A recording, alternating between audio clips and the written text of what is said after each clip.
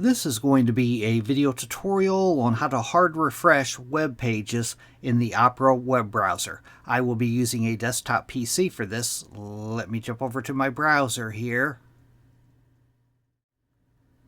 I have the Opera web browser opened up now. To hard refresh a web page, what hard refreshing does, it forces your browser to disregard any cached version of a web page and to load a fresh version straight from the server. It helps out a lot if you're working with things like CSS. But to do it on a Windows or Linux machine, you want to hold down the Control key and press the F5 key while holding down the Control key, and it will hard refresh the web page. If you're using a Mac, you want to hold down Command plus Shift plus R. But that is how to hard refresh a web page in the Opera web browser. Thanks for watching.